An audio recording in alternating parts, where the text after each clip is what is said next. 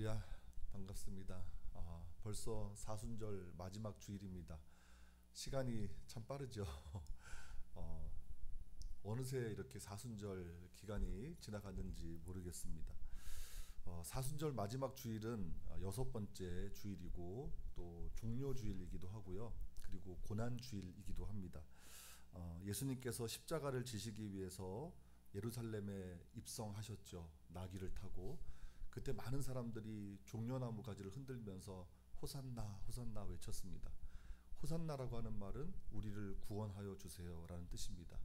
그래서 그들 나름대로 예수라는 사람이 예루살렘에 오셔서 저 사람이 사람들이 얘기하는 메시아 그리스도일 테니까 우리를 구원하여 주겠지, 이런 생각으로 그런 구원의 열망을 종려나무 가지를 흔들면서 호산나 외치면서 표현했던 거죠.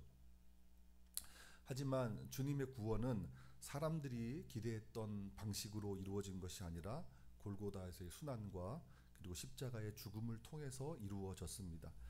오늘 우리가 바로 그 구원의 사건을 기념하는 절기를 보내고 있습니다.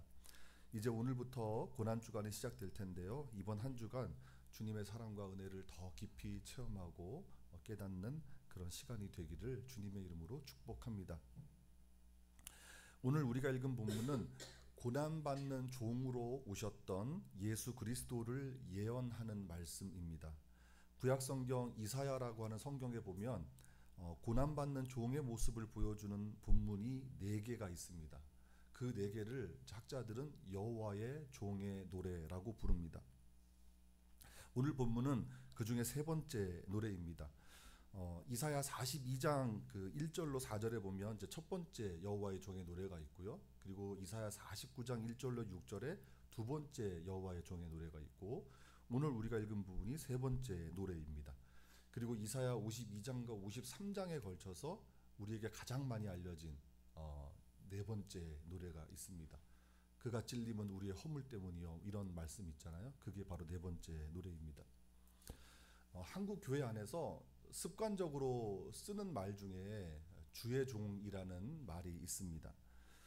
대개는 어떤 경우에 그 주의 종이라는 말을 씁니까? 저와 같은 목회자, 사역자들에게 존중하는 의미를 담아서 주의 종이라고 하죠.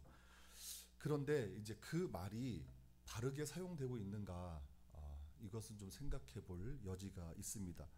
종은 여러분 아시는 것처럼 가장 아래에서 섬기는 자인데, 이게 주의 종이라는 말을 교회 안에서 쓰면 마치 교회 안에서 가장 권위 있는 자처럼 여겨지는 그런 분위기가 있기 때문입니다. 그래서 본래의 의미와는 상관없이 교회 안에 그 계급 구조를 정당화하고 또 성직자 중심의 교회 질서를 만드는데 그런 기제로 작용한 것이 주의 종이라는 말 아닐까 싶습니다. 그러나 사실 우리가 그리스도인이라면 누구나 예외 없이 주의 종이 되어야만 합니다.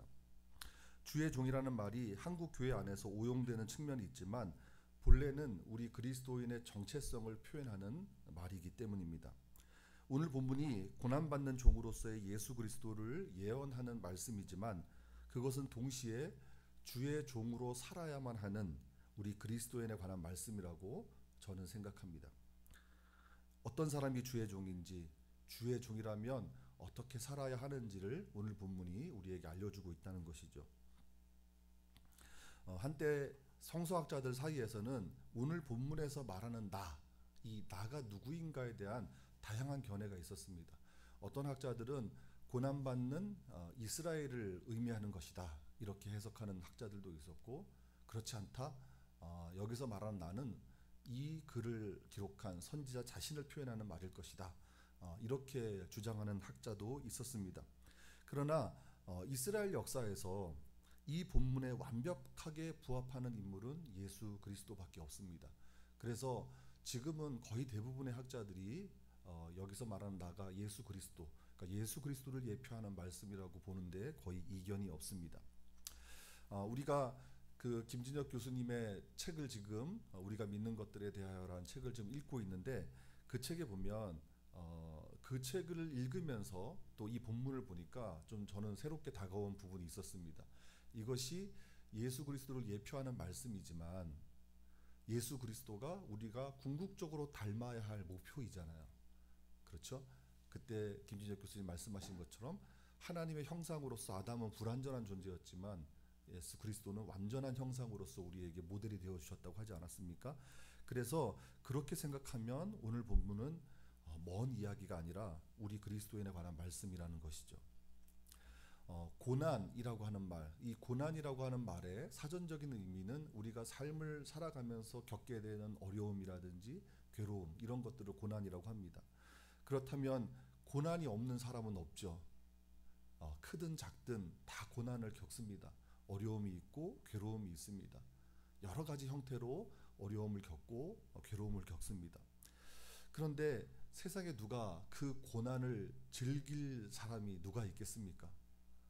웬만하면 할 수 있으면 고난을 다 피하고 싶겠죠. 물론 우리가 성경을 읽어보면 고난에 유익이 있다고 말합니다. 특히 시편 119편에 고난받는 것이 내게 유익이라. 내가 이것을 통해서 주의 율법을 배우게 되었다. 그렇게 고백하는 내용도 있어서 고난이 우리에게 유익이 있다고 말씀합니다. 우리가 또 현실에도 보면 고난을 겪고 나서 그 사람이 더 성숙해지기도 하고 또 고난을 겪고 나니까 그 사람이 좀 다듬어지기도 하는 것 같습니다. 그래서 고난이 유익이 있다는 말도 일면 고개를 끄덕이게 됩니다. 하지만 현실에서 우리가 고난을 마주하면 그 당시에는, 그 당장에는 버겁고 힘겨운 마음에 낙심하기 일쑤입니다. 어떻게든 고난을 이겨내야 고난에 유익이 있었다 말하겠지만 고난을 극복하는 길이 말처럼 쉽지 않습니다. 자, 그런데 여러분, 이 시간 가만히 좀 생각해 보십시오. 우리에게 주어진 그 고난, 그것이 크든 작든 어떤 형태이든 각자의 고난을 제가 다 알 수 없고 헤아릴 수는 없지만 그 고난을 이겨낼 수 있는 능력이 어디에서 나오겠습니까? 그것은 하나님으로부터 오는 것입니다. 오늘 본문이 바로 그것을 말씀해 주고 있습니다. 사실 고난이 버거운 이유는 우리가 가진 자원과 우리가 가진 능력으로 그 고난을 헤쳐나가려고 하기 때문입니다. 우리 중에는 간혹 불굴의 의지를 가진 사람이 있을 수 있습니다. 어려움이 닥쳐도 굴하지 않는 강인한 정신을 가진 사람이 우리 중에 더러 있습니다. 그러나 모두가 그렇지는 않지 않습니까? 때로는 그 고난 때문에 너무 힘겨워서 고난을 통해서 주님을 찾는 사람도 있지만 고난 때문에 하나님과 더 멀어지는 사람들도 있습니다. 저도 그런 사람들을 보았고요. 하지만 신앙에는, 우리가 하나님을 믿는 그 신앙에는 세상 사람들 중에 흔히 가지고 있는, 일부 사람들이 가지고 있던 그 강인한 정신력, 그 불굴의 의지, 그것을 뛰어넘는 더 강력한 힘이 있다고 저는 믿습니다. 왜냐하면 우리 신자들의 믿음에 하나님께서 응답하시기 때문입니다. 이제 오늘 본문을 살펴보겠습니다. 이제 4절을 한번 보실까요? 주 여호와께서 학자들의 혀를 내게 주사 나로 곤고한 자를 말로 어떻게 도와줄 줄을 알게 하시고 아침마다 깨우치시되 나의 귀를 깨우치사 학자들 같이 알아듣게 하시도다. 자, 이거 제가 중고등학교 시절에 믿음이 없었을 때 저희 어머님이 매일 가정 예배를 인도하셨거든요. 저는 여러 가지 핑계를 대고 그 가정 예배를 안 드리려고 이리 빼고 저리 뺐던 그런 청소년 시절이 있었는데 그때 저희 어머니가 이 말씀을 읽어주시더라고요. 이 말씀을 읽어주시면서 이렇게 설명을 해주셨는데 그때 어린 나이에는 어머님이 이 말씀 읽어주신 거 보니까 학자라고 하는 말이 나오니까 내가 학자처럼 똑똑해지기를 원하시나 보다, 학자처럼 지혜로운 사람이 되기를 원하시나 보다, 이렇게 생각을 했는데 나중에 신학을 공부하고 성경을 이렇게 더 깊이 있게 공부하다 보니까 그런 뜻이 전혀 아니더라고요. 여기서 말하는 학자는 현대적인 의미에서의 학자, 스칼라가 아닙니다. 오늘 본문의 학자는 히브리어로 리무딤이라고 하는데 가르침을 받은 사람이란 뜻입니다. 여러분 가지고 있는 혹시 성경에 거기에 각주가 혹시 되어 있습니까? 제가 가지고 있는 성경에는 이 학자 앞에 각주가 되어 있습니다. 그래서 제가 가지고 있는 성경에는 제자들 혹은 가르침을 받은 자들 이렇게 표현하고 있거든요. 이 니무딤이라고 하는 말은 이제 이것을 번역한 학자로 번역을 했는데 가르침을 받은 사람이라는 뜻입니다. 그래서 성경의 난해주를 보면은 학자 대신에 제자들이라고 기록해 두었죠. 여러분, 제자는 어떤 사람입니까? 어떤 사람이 제자입니까? 스승의 가르침을 받는 사람들이 제자입니다. 그러기 위해서는, 그 스승의 가르침을 받기 위해서는 가장 먼저 해야 될 일이 무엇입니까? 스승의 말을 들어야 합니다. 주 여호와께서 학자들의 혀를 내게 주셨다라고 하는 말씀은 유창한 언변을 주셨다는 뜻이 아니라 하나님께서 당신의 말씀을 듣게 하시고 그 들은 말씀으로 말하게 하셨다라는 뜻입니다. 아침마다 깨우치시되 나의 귀를 깨우치사 학자들같이 알아듣게 하시도다 하는 말씀도 매일 아침마다 하나님의 말씀을 들었다는 얘기입니다. 그래서 그 들은 말씀을 깨닫게 하셨다는 뜻입니다.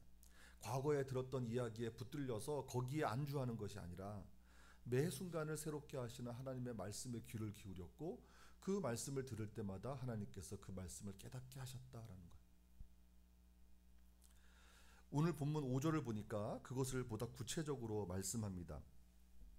주 여호와께서 나의 귀를 여셨으므로 내가 거역하지도 아니하며 뒤로 물러가지도 아니하며. 자, 나의 귀를 여셨으므로. 오늘 설교 제목이 나의 귀를 열어주시니인데 이것은 공동번역 성경은 이렇게 번역을 했습니다. 나의 귀를 열어주시니. 자, 귀가 열렸다라고 하는 표현 어떤 뜻일까요? 이 표현은 완전한 순종, 특히 히브리어의 어떤 문자 맥락에서 보면 완전한 순종을 의미합니다. 구약 성경에서 듣다라고 하는 말은 순종했다라는 말과 거의 동의어입니다. 내가 주님의 말씀을 들었다라고 하는 것은 우리가 정말 귀로만 들었던 물리적인 그 현상만을 얘기하는 게 아니라 주의 말씀을 내가 순종했다 이런 뜻입니다. 내가 듣지 않았다라고 하는 것은 주의 말씀에 순종하지 않았다라는 뜻입니다.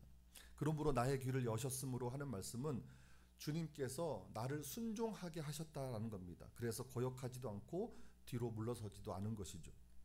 자, 이제 6절을 한번 보십시오. 나를 때리는 자들에게 내 등을 맡기며 나의 수염을 뽑는 자들에게 나의 뺨을 맡기며 모욕과 침뱉음을 당하여도 내 얼굴을 가리지 아니하였느니라.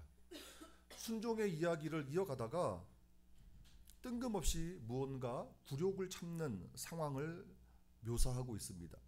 앞서도 말씀드렸지만 오늘 본문에서 1인칭으로 소개되고 있는 이 나라고 하는 것은 예수 그리스도라고 말씀드렸죠. 그런데 사실 우리가 복음서의 이야기를 전혀 모른 채 만약에 이 본문을 읽었다 한번 생각해 보십시오. 그러면 여기서 예수 그리스도를 우리가 연상하기가 쉽지 않습니다. 그렇죠? 그러나 6절의 말씀은 예수 그리스도가 겪으셨던 고난을 암시하는 말씀이라는 것이 분명합니다. 왜냐하면 우리 복음서를 읽었잖아요.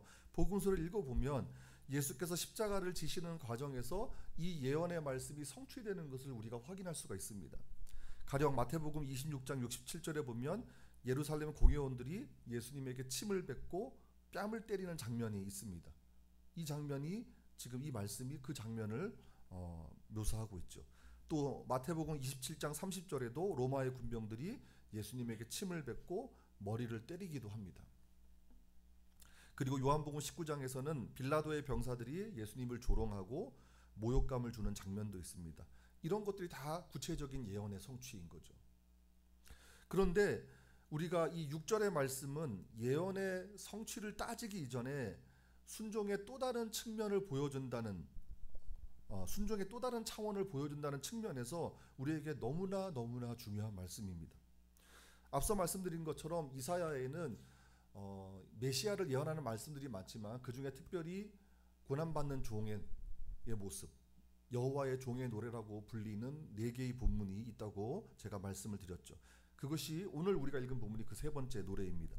그런데 이 3번째 노래가 중요한 것은 오늘 본문이 이 고난과 순종의 관계를 보여준다는 거예요. 구체적으로 고난의 현실에서 순종이 어떻게 빛을 발하는가, 그것을 말씀해 주고 있다는 것입니다. 하나님께서 우리에게 주시는 삶은 참 헤아리기가 어렵습니다. 전도서의 말씀처럼 하나님이 하시는 일의 시종을 사람이 측량할 수 없게 만드셨기 때문에 우리는 우리의 삶을 알 수가 없습니다. 한 치 앞도 내다볼 수 없습니다. 그런데 그렇게 내다볼 수 없는 것 중에 가장 대표적인 것이 고난의 문제가 아닐까 싶습니다. 만일 우리가 어떤 삶에서 어떤 고난을 겪고 있는데 그 고난이 우리의 불순종 때문이라고 한다면 우리는 고난을 쉽게 받아들일 수 있습니다. 내가 잘못했기 때문에, 내가 불순종했기 때문에, 어찌됐든 나로 인한 것이니까 하나님의 뜻을 깨닫는 계기로 삼을 수 있습니다. 그런데 우리가 선을 행하고 하나님의 말씀에 순종하는 삶을 살았는데도 하나님 뜻대로 살고자 치열하게 노력하고 기도하고 그렇게 살아갔는데도 고난이 주어진다면 그 고난 자체가 부당하게 느껴지고 심지어는 하나님과 멀어지는 계기가 될 수 있다는 것이죠. 오늘 본문의 나를 한번 생각해 보십시오. 귀를 열어서 매일 아침마다 하나님의 말씀을 듣고 그 말씀에 거역하지도 않고 뒤로 물러서지도 않았는데 굴욕을 당하고 있습니다. 사람들에게 매를 맞고 수염을 뽑히고 뺨을 맞고 모욕과 침뱉음을 당하는 수치를 겪고 있습니다. 여기서 말하고 있는 나는 부당한 고난의 상황을 지금 마주하고 있는 것입니다. 그런데 놀라운 것은 이런 부당한 고난의 현실을 그가 부끄럽게 여기지 않았다는 겁니다. 6절에 보니까 내 얼굴을 가리지 아니하였다라고 말씀하죠. 이것은 수치로 여기지 않았다는 것입니다. 7절을 보니까 조금 더 분명하게 말씀합니다. 주 여호와께서 나를 도우심으로 내가 부끄러워하지 아니하고 내 얼굴을 부싯돌같이 굳게 하였으므로 내가 수치를 당하지 아니할 줄을 아노라. 사실 이런 고대 근동의 문화권에서는 누군가 공개적인 모욕을 했을 때 그것을 순순히 받아들이면 그것을 인정하는 것으로 여겼다고 합니다. 그 사람이 그런 모욕을 받을 만한 일을 했으니까 저렇게 말없이 있는 것이지 이렇게 생각했다는 거예요. 그래서 결백한 사람이라면 오히려 거기에 항변하고 저항하는 것이 그나마 명예를 지키는 것이라고 생각했답니다. 그런데 오늘 본문의 나는 모욕과 수치를 당하면서도 그것을 순순히 받아들입니다. 왜일까요? 왜 이렇게 순순히 받아들이고 있을까요? 내가 모욕을 받을 만한 일을 하지 않았고 수치를 당할 만한 일을 하지 않았는데 그 모욕과 수치가 자기한테 왔을 때 그것을 순순히 받아들입니다. 이유는 단 하나입니다. 비록 내가 지금 수치와 모욕을 당하고 있지만 지금 자신에게 닥친 고난이 불순종의 결과가 아니라 순종의 결과이기 때문입니다. 비록 사람들에게 조롱거리가 되는 처지가 되었지만 귀를 열고 하나님의 말씀에 순종한 사실이 지금은 인정받지 못할지라도 결국에는 옳았음이 입증될 것이라고 확신하기 때문입니다. 그래서 수치와 모욕의 부당한 고난마저도 순순히 받아들였다는 것입니다. 이것이 오늘 우리가 생각해 볼 문제입니다. 오늘 본문의 말씀은 예수 그리스도를 통해서 완벽하게 성취되었습니다. 예수 그리스도는 우리 죄를 대신해서 고난을 받으셨습니다. 그리스도의 고난은 부당한 고난이었습니다. 합당한 고난이 아닙니다. 그분은 고난받을 분이 아닙니다. 그런데 고난을 받으셨습니다. 예수님께서는 나는 아무것도 스스로 할 수 없다고 말씀하셨습니다. 요한복음에서. 당신의 뜻이 아니라 당신을 보내신 이의 뜻대로 사셨던 분이 예수님입니다. 그래서 그 순종의 삶으로 수치와 모욕을 견뎌내신 분이 바로 예수님입니다. 부당한 고난을 묵묵히 받아들이셨습니다. 빌립보서 2장 8절의 말씀처럼 자기를 낮추시고 죽기까지 복종하신 분이 예수 그리스도입니다. 그런데 놀라운 것은 그 예수 그리스도의 순종이 그분을 영화롭게 만들었다는 사실입니다. 하나님께서는 예수 그리스도를 높여주셨기 때문입니다. 사도 바울은 빌립보서 2장 9절과 10절에서 이렇게 선포합니다. 이러므로 하나님이 그를 지극히 높여 모든 이름 위에 뛰어난 이름을 주사 하늘에 있는 자들과 땅에 있는 자들과 땅 아래에 있는 자들로 모든 무릎을 예수의 이름에 꿇게 하시고, 이것은 그리스도의 순종이 결국 옳았음을 하나님께서 입증해 주셨다는 이야기입니다. 그리스도께서 승리하셨다는 선언입니다. 그러면 우리가 이 오늘 본문을 예언의 성취로만 보지 마시고 우리 자신에게 한번 적용해서 이 말씀을 이해할 수 있으면 좋겠습니다. 오늘 본문이 말씀하시는 것은 고난의 현실에서도 우리가 순종할 때 하나님께서 일으켜 세워주시고 높여주신다는 약속입니다.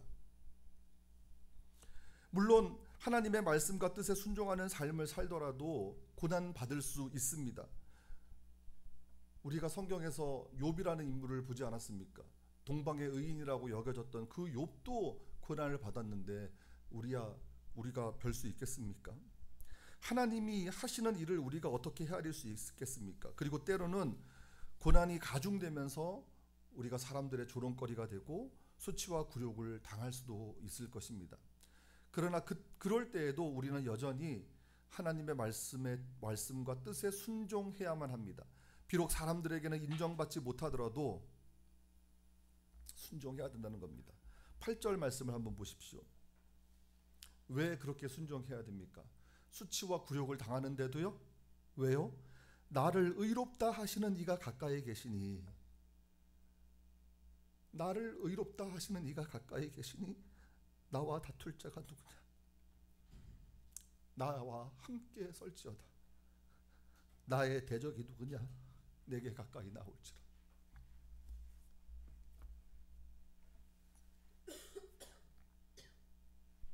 구절을 보십시오.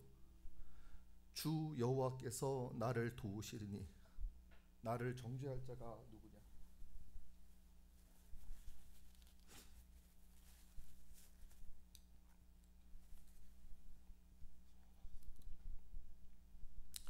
우리가 만일 끝까지 주님을 순종한다면 하나님께서 우리의 손을 들어주실 것입니다. 순종을 통해서 고난을 그때마다 다 물리칠 수는 없지만 순종하면 결국 고난에서 우리가 승리하게 될 것입니다. 이제 처음으로 질문으로 돌아가 보겠습니다. 저와 같은 목회자들, 사역자들을 향해서 존중의 의미를 나면서 주의 종이라고 하는 한국 교회 풍토가 있습니다. 그 말의 의미를 우리가 좀 생각해 볼 여지가 있다고 말씀을 드렸는데, 물론 그렇게 주의 종이라고 하는 그 말을 무조건 틀렸다고 볼 수도 없습니다. 교회의 전통이라는 것도 무시할 수 없으니까요. 하지만 우리가 꼭 기억해야 될 사실이 하나 있습니다. 주의 종이라면 반드시 하나님의 말씀과 뜻에 순종해야만 합니다. 주의 종은 귀를 열고 듣는 사람이기 때문입니다. 주의 종은 귀를 열고 순종하는 사람이기 때문입니다. 비록 고난의 삶이라고 할지라도 주의 말씀을 듣기 때문에 그 고난의 삶을 힘들지만 감당할 수 있는 겁니다. 그러므로 꼭 목회자가 아니더라도 누구나 주의 종이 될 수 있습니다. 아니, 그리스도인이라면 누구든지 주의 종이 되어야만 합니다. 저도 주의 종이고 여러분도 주의 종인 줄 믿습니다. 우리가 하나님의 말씀을 듣고 순종할 때 주의 종이라고 인정받을 수 있습니다. 우리 앞에 고난의 삶이 펼쳐져도 하나님을 신뢰하면서 끝까지 순종하십시오. 그러면 그 고난이 끝난 후에 하나님께서 우리를 인정해 주시고 높여 주실 것입니다. 이제 우리가 나는 주의 종입니다, 그렇게 고백할 수 있기를 축복합니다. 그 고백대로 살아가는 하루하루의 순종이 우리가 하나님께 드리는 최고의 예배가 되는 줄로 믿습니다. 이 시간 함께 찬양하겠습니다. 주님 말씀하시면 우리 함께 찬양합니다.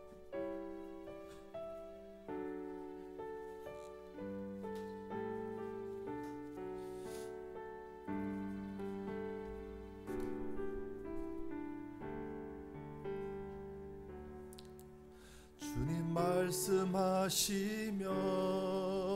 내가 나가리다.